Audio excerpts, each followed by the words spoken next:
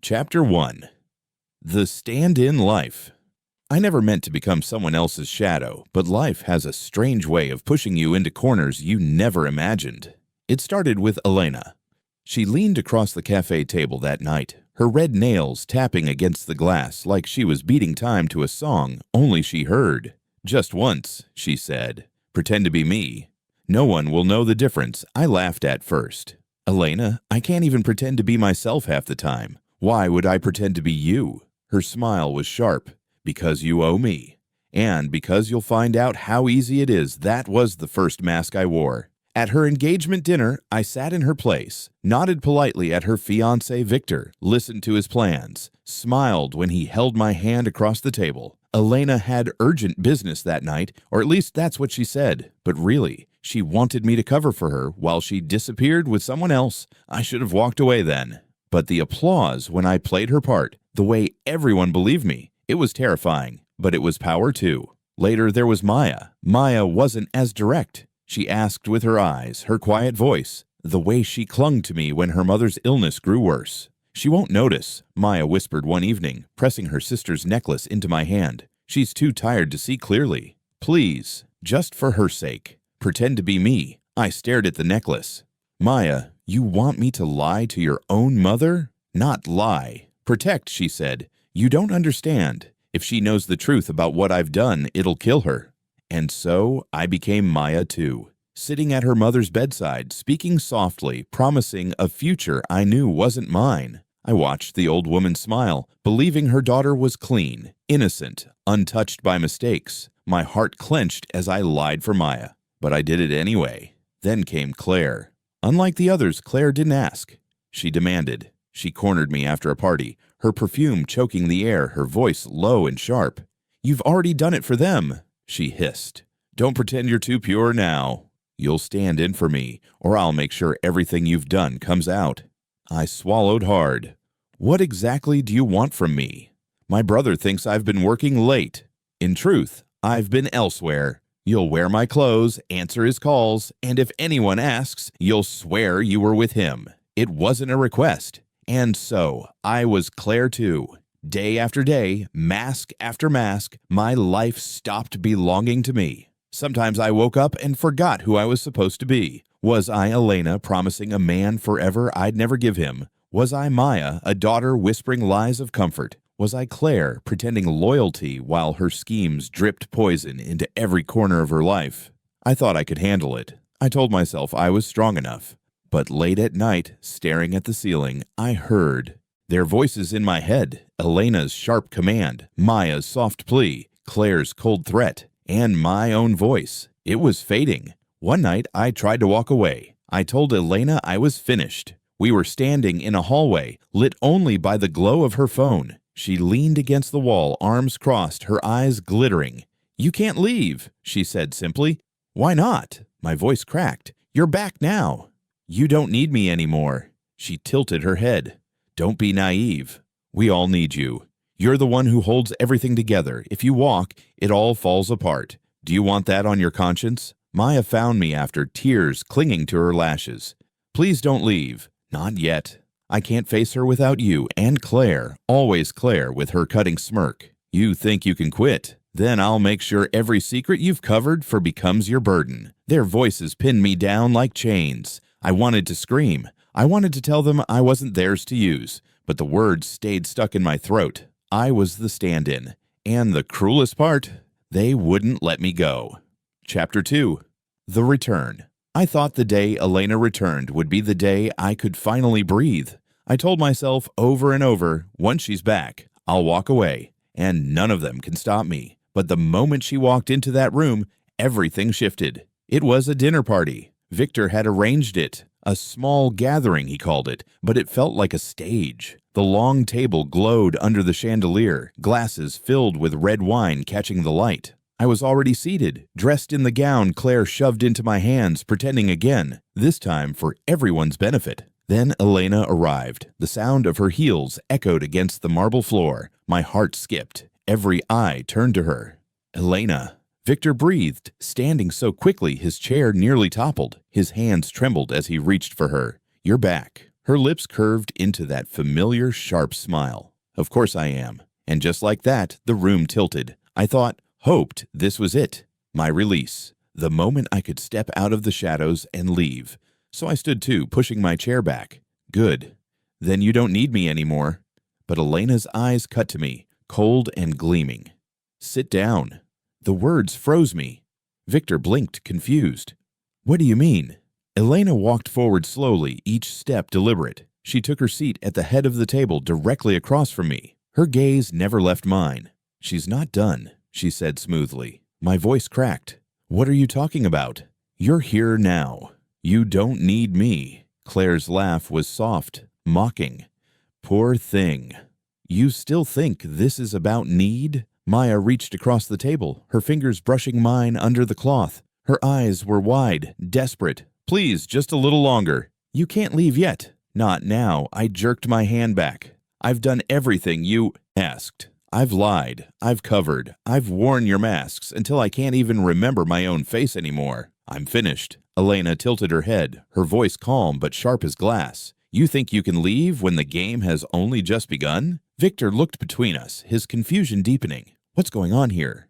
Elena, what are you talking about? I opened my mouth, ready to spill everything, to tell him how I'd stood in for her, how I'd been the ghost of her lies. But Elena's gaze pinned me in place. Her lips curved ever so slightly, daring me. And then Claire cut in. Victor, she's tired. You know how stressful things have been. Don't listen to her. Stressful? I barked out a laugh, bitter and shaking. That's one word for it. Try suffocating. Try being shackled. Elena leaned forward, folding her hands. You can leave if you're ready to carry every single secret with you. Do you want that weight? Or would you rather stay where you belong? The table fell silent. My pulse pounded so loud I swore they could all hear it. Victor frowned. Secrets? Elena, what is she talking about?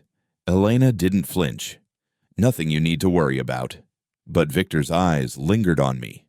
Then why is she shaking? I swallowed hard, forcing the words out. Because they won't let me go. Because I'm trapped here, playing parts I never wanted, carrying lies that aren't mine. Maya's voice broke, soft and pleading. Don't do this. Please, if you expose us, you'll destroy us. And if I don't, I snapped. I'll destroy myself. Elena's expression sharpened. Then maybe destruction is the price of freedom. Her words sent a shiver through me. Victor's face darkened with suspicion. Elena, enough. I want the truth, but Elena only smiled, calm and poisonous. You'll get the truth when you're ready to hear it.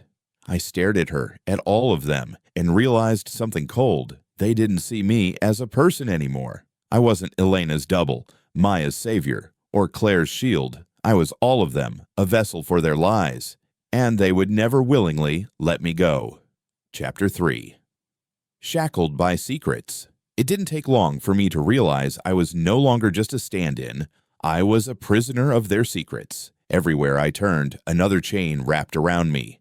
Elena cornered me first. It was late, the house quiet except for the hum of the refrigerator. She leaned against the doorway, her arms folded, her eyes sharp as knives. You'll keep playing your part, she said flatly. Victor can't know what I've been doing. I stared at her, exhausted. And if I refuse, her smile was small, dangerous. Then I'll tell him you seduced him in my place. Who do you think he'll believe? His fiancé or a ghost who pretended to be her? My throat tightened. She didn't just want silence. She wanted obedience.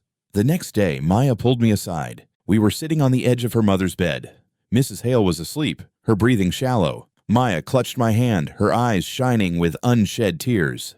Don't abandon me now, she whispered. If she learns what I did, it'll kill her. Please, just keep pretending. Just a little longer, I shook my head. Maya, you've lied enough. You forged those papers. You stole money. How long do you expect me to carry that for you? Her grip tightened until it hurt. As long as it takes. Do you want her to die thinking I'm a criminal? Can you live with that? Guilt sliced through me like a blade. I pulled my hand free, but her words clung to me long after I left the room. Then there was Claire.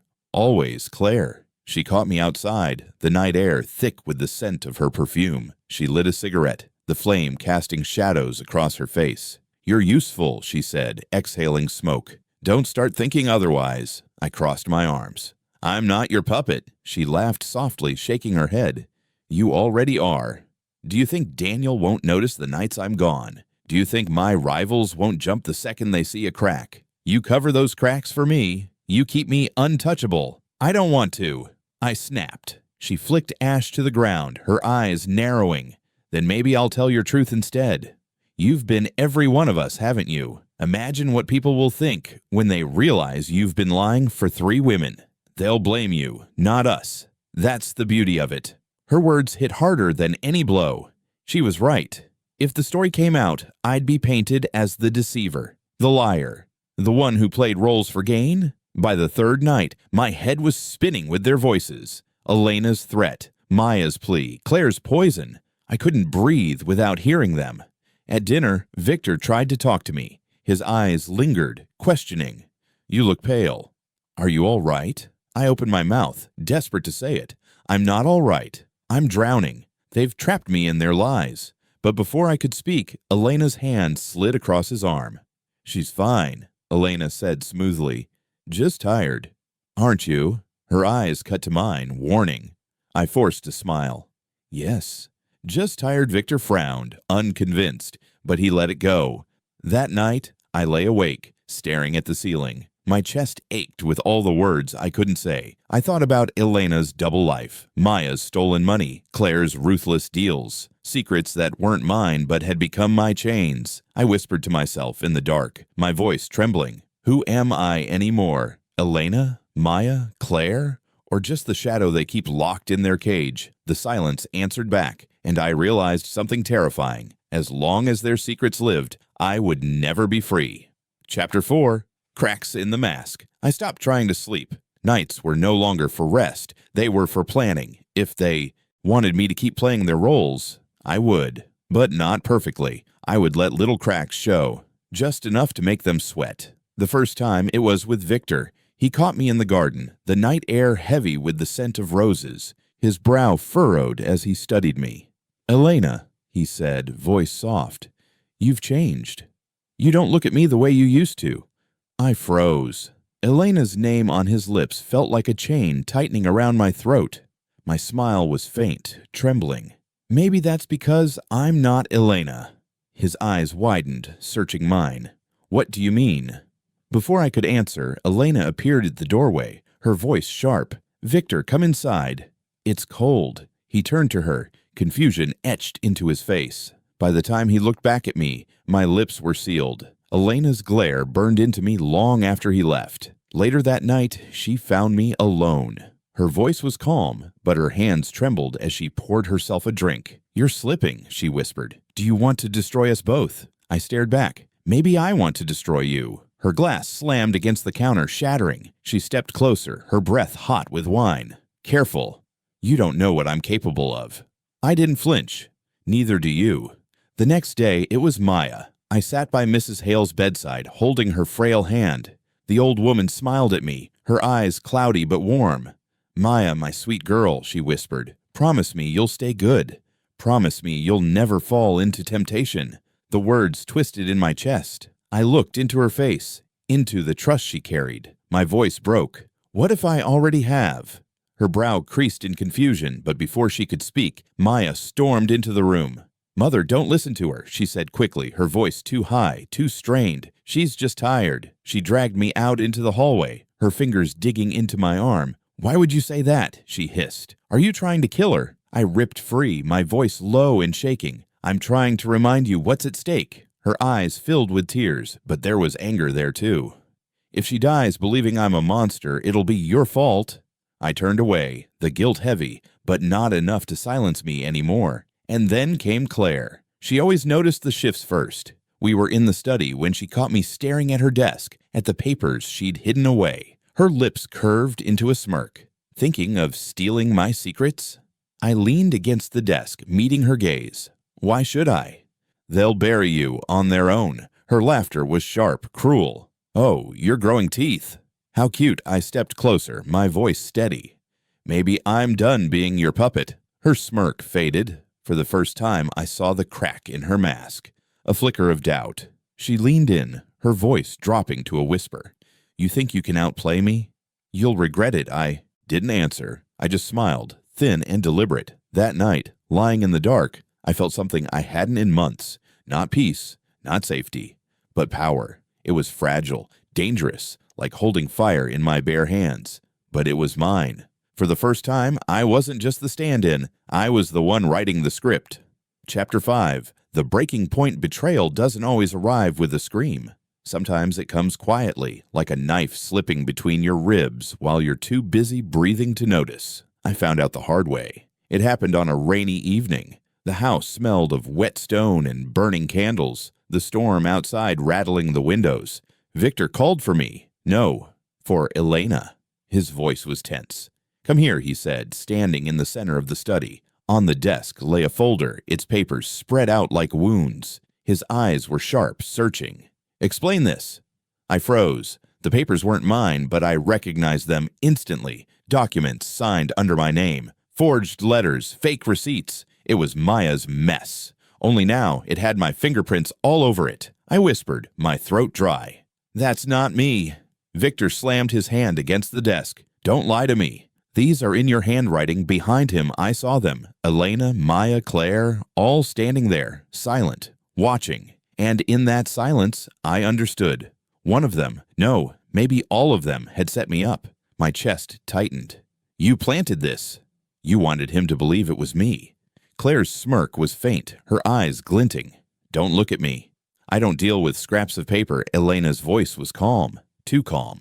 "Victor, she's confused. She's been unstable for a while." "I warned you." "Unstable?" I choked out. "You're the liar here, Elena. You're the one sneaking around while I covered for you. You think I wanted this?" Victor's gaze snapped to me. Covered? Covered what? For a heartbeat, silence hung heavy. My breath caught in my chest. I could spill everything right there. Tear down Elena's mask, drag Maya's sins into the light, expose Claire's venom. But before I could speak, Maya stepped forward, her eyes shining with tears. "Don't listen to her," she whispered, her voice breaking perfectly on cue. "She's trying to ruin us because she's jealous." "Jealous?" I spat, my voice rising. "Jealous of what? Of being your replacement? Of choking on your lies?" Victor's face hardened. "Enough. I want the truth." The room spun around me. Elena's eyes were daggers, Maya's tears a trap, Claire's smirk a warning. They had me surrounded, and no matter what I said, it would turn against me. I forced myself to breathe, my voice shaking. "The truth is, I'm not Elena. I never was. I've been her stand-in. For her, for Maya, for Claire. Every time they needed someone to cover their lies, they sent me. And My throat closed. I was too weak to say no. Victor stared at me, disbelief clouding his face. "You expect me to believe that?" Elena stepped forward, resting a hand on his arm. "Don't, Victor. She's sick. She's been obsessed with me for months. I let her help me once, and she became addicted to pretending." "That's not true," I shouted. "You made me do this." "All of you." But my voice sounded desperate, wild, while hers was calm and steady. Victor's jaw tightened. "I can't do this right now." He grabbed the folder, his hands shaking. "I need to think." He left the room without looking back. The door closed. The silence was suffocating. Then Claire laughed, a low, cruel laugh that echoed against the walls. "Oh, you really thought you could outmaneuver us, didn't you?" I turned on her, my chest heaving. "You set me up." "You all did." Maya's tears fell silently, her face pale. "We didn't have a choice." "No choice," I snapped. "You had a choice every time you shoved me into your lies. Every time you made me disappear into your shadows." Elena's voice cut through, sharp and merciless. "And you played along. Don't forget that. You wanted it too." Her words stung because there was a sliver of truth. I had wanted the approval, the safety, the belonging, even if it was all poisoned. But now, standing there with their lies pressing down on me, I felt something shift. The fear that had ruled me for so long cracked. In its place, something else began to rise. Hot, sharp, dangerous. I stepped closer to Elena, my voice low but steady. "You think you've trapped me, but you've forgotten something." Her brows arched. "And what's that?" I smiled, thin and trembling, but real. "I know all your secrets, every last one." Her face faltered, just for a heartbeat. Maya gasped softly. Claire's smirk twitched. I turned toward the door, my legs shaking but my steps firm. "You wanted to bury me under your lies. Fine, but if I go down, I'll drag you all with me. No one stopped me. No one dared. And for the first time, I felt their fear. It was the only thing keeping me standing. Chapter 6. The First Strike. I didn't sleep after that night. Their words echoed in my head. Liar, obsessed, unstable. But beneath the shame, a spark burned hotter. Fear was shifting. For the first time, they were afraid of me. And I intended to feed that fear. The first chance came with Maya. We were in the hallway, her eyes red from crying, her hands twisting nervously. "You didn't mean what you said," she whispered. "You won't tell anyone, right? Not about the money?" Her voice trembled on that last word like it was poison. I leaned in close, letting silence stretch until she squirmed. "I wonder what your mother would think if she knew her sweet daughter forged signatures and stole from her own company." Her face went white. "Please don't. She can't handle that." "Then stop treating me like I'm disposable," I hissed. "Or maybe I'll let one word slip." She flinched, tears spilling down her cheeks. For once, I didn't feel guilty. I felt powerful. Later, I found Elena in the garden with Victor. She was laughing softly, her hand on his arm, the perfect picture of devotion. But when her eyes met mine, I saw the flicker of panic she tried to hide. Victor excused himself to answer a call, leaving us alone. I smiled faintly. He's a good man. Honest, loyal, almost too good for someone who's been sneaking away at night. Her mask cracked just for a second. "Careful," she murmured. I tilted my head. "What will you do if he finds out where you've really been?" Her nails dug into her palm, but her voice stayed calm. "He won't, because you won't tell him I stepped closer, my whisper sharp as glass. Don't test me." For the first time, Elena didn't look like the one in control. It was Claire who tested me next. She cornered me in the study, her usual smirk curling at her lips. "You've been bold lately," she said, pouring herself a drink. "But boldness without power is just suicide." I met her gaze, steady. "Power isn't about fists or money, Claire. It's about what you know." Her smirk faltered, just slightly. I leaned against the desk, lowering my voice. "Daniel's been asking questions. He notices things, doesn't he? Like the late nights, the missing files. What do you think he'd do if he saw the deals you've been making behind his back?" Her glass froze halfway to her lips. "You wouldn't." I smiled thinly. Wouldn't I? The silence stretched between us, thick with the weight of her own paranoia. She set the glass down hard, liquid sloshing over the rim. "You think you're clever," she spat. "But you're playing with fire."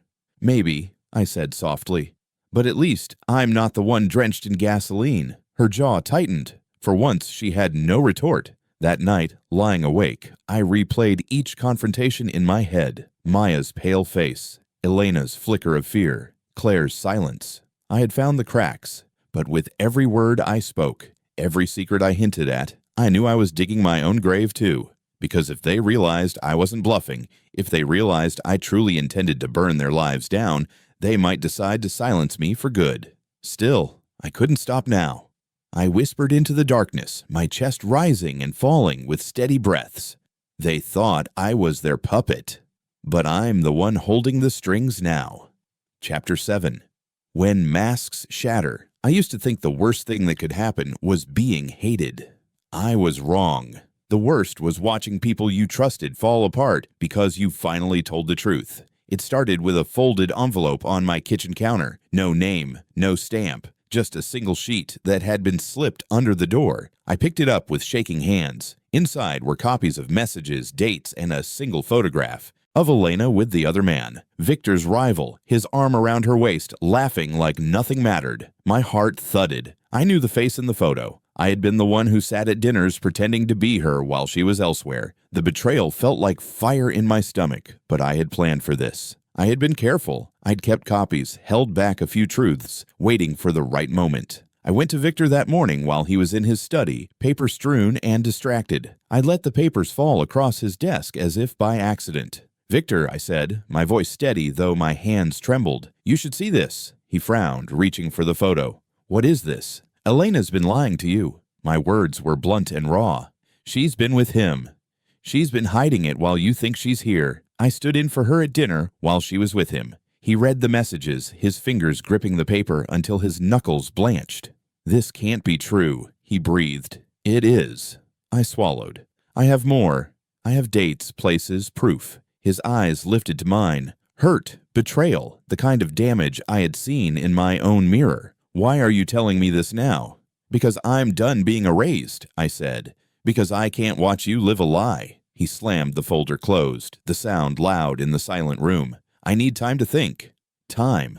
That was all I needed. I walked out, the weight in my chest, equal parts relief and terror. By noon, Daniel had found me. He cornered me in the courtyard, his voice low. Why did you give Victor the papers? Because he deserves the truth, I said simply. Daniel's jaw tightened. Claire will erupt. She'll try to blame you. She might even hurt you. Let her, I replied. Let her try. He studied me for a long moment, then nodded once. Good. You did the right thing. I didn't have time to breathe. The house was already buzzing. Victor confronted Elena that evening at dinner. The table broke apart in shards, sharp words, slammed plates, the kind of shouting that makes your ears ring. Victor's face was raw as he read the messages aloud. Elena's mask cracked, anger, then pleading, then a cold practice fury. You set me up, she hissed at me between breaths. You think you can ruin me? No, I said. I think I can stop you. Maya's world collapsed next. I hadn't expected how quickly truth would feed on truth. She went to check on her mother and found a bank statement tucked in a notebook, one of the receipts I had hinted at, now laid bare. Mrs. Hale stared at it like a ghost, confusion turning to disbelief. Maya, she whispered, what is this? Maya's face crumpled into sobs. Mother, You lied, Mrs. Hale said, each word a small death. You lied to me.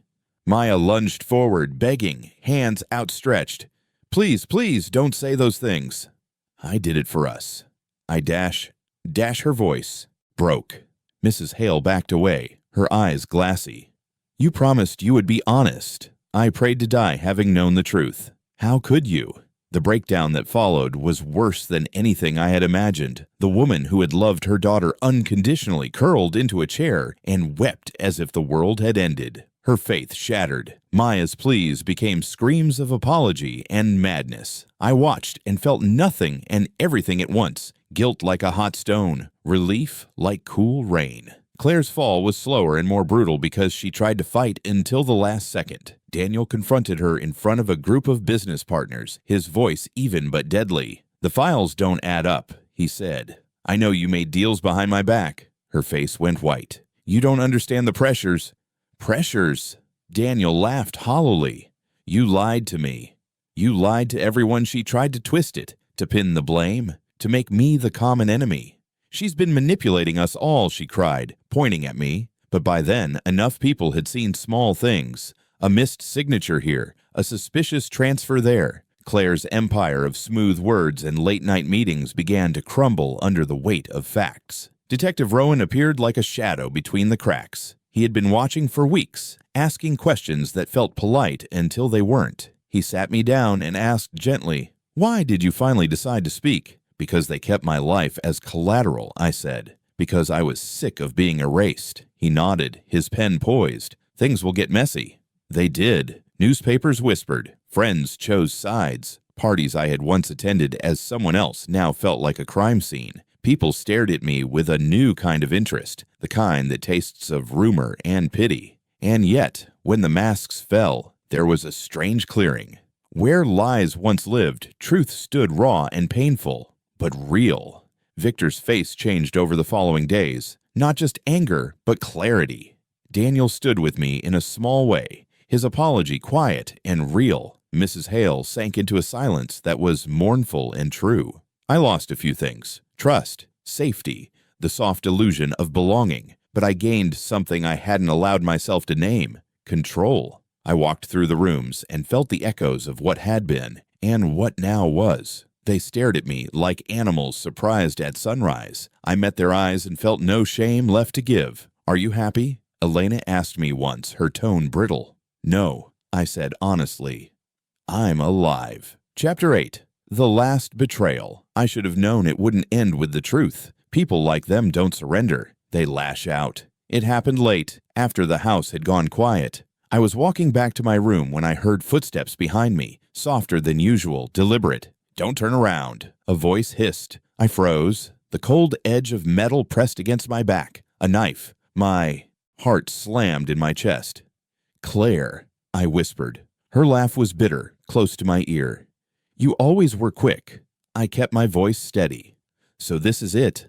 After all your games, you're going to end it with a knife in the dark?" She pressed harder. "Do you know what happens if you keep talking? Everything I built, gone. I won't let you take it from me."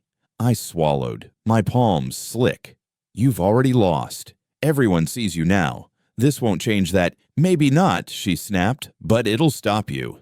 Without you, the stories fall apart. They'll never be able to prove who lied and who didn't." Her logic was twisted, desperate, but she believed it. I forced a shaky laugh.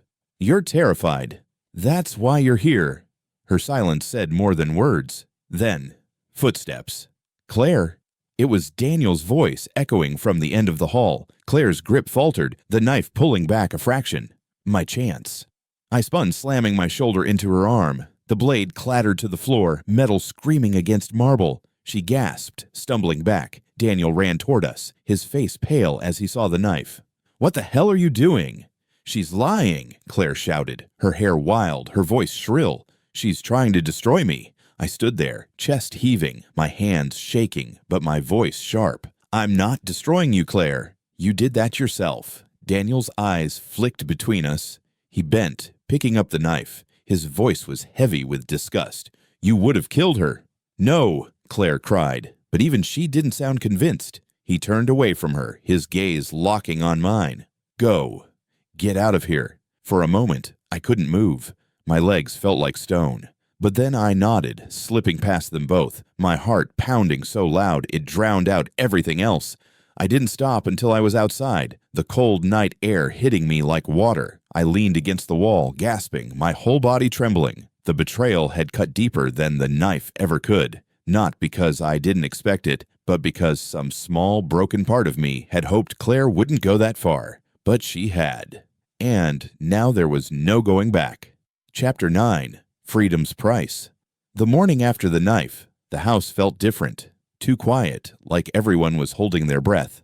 I walked into the dining room and found them there. Elena, Maya, Claire, Daniel, even Victor. No one spoke. The air was thick with everything unspoken. Victor's eyes landed on me first. His voice was flat. "I know the truth now. About all of you." Elena tried to smile, her lips trembling. "Victor, don't be rash." "Enough," he snapped, his voice breaking. He shoved the papers across the table. "You lied. You let her take your place while you—" His chest rose sharply. "I loved you, Elena. And you turned me into a fool." She reached for him, but he pulled back. For once she had no words. Maya was weeping silently, her head in her hands. "Mother won't look at me," she whispered. "She won't even speak. She just stares at the wall." I wanted to feel pity, but I couldn't. The weight of her tears felt like justice. Claire sat stiff, her jaw clenched. She hadn't spoken since last night. Daniel's eyes burned into her, the knife still heavy in his memory. "You crossed a line," he said coldly. "You nearly killed someone to protect your lies. You're not my sister anymore." Claire's lips parted, but nothing came out. For the first time, her silence was louder than her words. I sat down slowly, my hands trembling. All their eyes shifted to me, and for once I didn't feel invisible. I felt raw, exposed, but alive. Victor leaned forward, his voice low. "Why didn't you tell me sooner?" I met his gaze. "Because you wouldn't have believed me." "Because they made sure of it." He exhaled, long and tired, leaning back in his chair. "You were the only one who told the truth in the end." The words hit me harder than I expected. Truth, mean. For the first time, I wasn't speaking for them. I was speaking for me. But freedom carried a price. I stood, my voice steady. "I'm leaving." Maya's tear-streaked face jerked up. "You can't." Elena's eyes narrowed. "If you go, you'll ruin us." I laughed bitterly. "You ruined yourselves." I just stopped hiding it. Claire finally spoke, her voice hoarse. "You think you've won." I turned to her, meeting her glare. "No, there's no winning here. Only surviving." I walked toward the door, every step heavy. My chest felt tight, not with fear anymore, but with the weight of everything I'd lost. My innocence, my trust, the small part of me that once wanted to belong to them. Daniel's voice called softly behind me. "Where will you go?" I paused, my hand on the doorframe. "Anywhere that isn't here." And then I stepped out, the morning air cool on my face. For the first time in months, I wasn't carrying their masks. I wasn't pretending to be someone else. I was me, scarred, shaken, but free. And that freedom was worth the price. Chapter 10. I refused to be her again. Haydn felt strange. It wasn't light. It was heavy, weighted with scars I couldn't see but carried everywhere. I rented a small room in the city, bare walls and a single bed. Silence lived there, the kind that didn't smother me like their house did. Still, at night, their voices haunted me. Elena's calm threats, Maya's desperate pleas, Claire's bitter laugh. One evening, weeks later, I found her again. Elena. She was waiting for me outside the cafe where it had all begun, leaning against the glass, her red nails tapping against her arm. I froze. "Why are you here?" She smiled faintly, too controlled to talk. I wanted to turn and walk away, but my feet rooted to the ground. What could you possibly have left to say? Her eyes searched mine. "You destroyed everything." "No," I said quietly. "You destroyed yourself. I just stopped playing your role." Her lips tightened. "Do you feel powerful now? Do you feel better knowing Victor left, knowing Maya's mother despises her, knowing Claire has nothing?" I took a slow breath. "No, I don't feel powerful. I feel empty, but at least it's my emptiness, not yours." Her hand twitched like she wanted to reach for me, but she stopped. "You were good at it," she whispered. "Better than I ever thought. Sometimes I looked at you and wondered if you even remembered who you were." "I didn't," I admitted. "Not until the day I told the truth." Silence stretched between us. Finally, she exhaled, her voice soft. "I thought you'd always stay. That you needed us as much as we needed you." I shook my head. "I needed myself more." Her eyes flickered with something, regret, maybe, or pride twisted into something sour. Then she stepped back, her smile brittle. "You'll regret walking away." "Maybe," I said, "but I'll never regret being me again." She left without another word, her heels fading into the night. I stood there long after she was gone, staring at my reflection in the cafe window. For the first time, I saw myself, not Elena, not Maya, not Claire, just me. The weight of it brought tears to my eyes. I pressed my palm against the glass and whispered, "I refuse to be her again." The city lights blurred with my reflection, but I didn't look away. The story they wrote for me was over. Now, for the first time, I could begin writing mine.